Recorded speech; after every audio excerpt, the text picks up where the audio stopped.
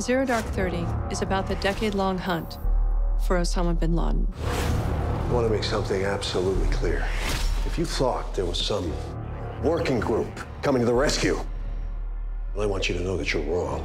The film does a great job in showing the magnitude of what the operation was. We are still no closer to defeating our enemy. It's not politics. It's about the common, ordinary person who works for the government and puts his life on the line. The specific individuals that were hands-on and did a lot of the legwork of a 10-year odyssey. I want targets. This movie focuses on what really happened, how they went about hunting them down. Bring me people to kill. It's a really intricate, well-plotted, and very interesting detective story. You will never find him. You've got the most dangerous man in the world. You've got a small band of people intensely trying to find him. The stakes couldn't be higher. How do you evaluate the risk of letting bin Laden slip through your fingers? The story follows a female officer of the CIA. You're gonna start working on the American Al-Qaeda cells. Protect the homeland. Bin Laden is the one who keeps telling them to attack the homeland. If you really want to protect the homeland, you need to get Bin Laden. No one really knows what it's like to be behind the scenes as a CIA operative in that part of the world. Once you're on their list, you never get off. And this is what that story is. The film's peppered with a really great ensemble cast. Just extraordinary people to be surrounded by.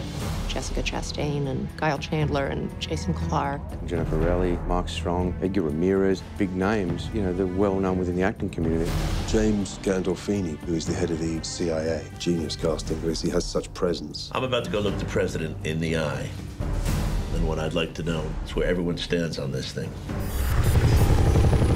Zero Dark 30 is a military term for 30 minutes past midnight. We use it as the title for two reasons. It refers to the time that the U.S. Navy SEALs were entering Pakistan. Eyes on target. Stay tight! And also as a metaphor for the entire 10-year hunt to find bin Laden. Thank you, and background! Authenticity was really important to everybody. The director, the writer. It's important subject matter. You want to make it right. The entire movie is really based on first-hand accounts from people who were directly involved.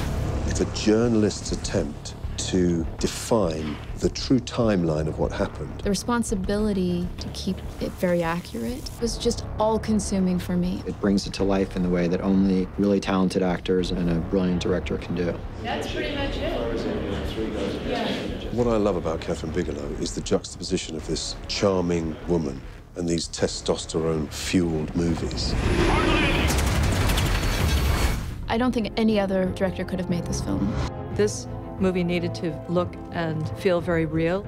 I wanted it to be very immediate and visceral and raw. So that dictated a kind of visual style of handheld cameras. And also the performances across the board are so finely calibrated and highly nuanced and come across with such honesty and integrity. And watch your back when you get back to Pakistan.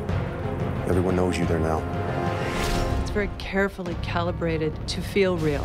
111 Charlie, take 2 on the end. We all want a pertinent piece of work, something that is of our time, something that's really about this world that we've all been through. There's a certain amount of, damn, I was part of that. Hey! Put your hand out of your pocket! Hey! No! This is going to be an extremely hard-hitting movie. Oh my God, is that what I think it is? I think this film is important because this is our generation's JFK. We all do remember where we were when we found out Osama bin Laden was killed. It's the hardest thing I've ever done. It will always be one of the best parts of my career.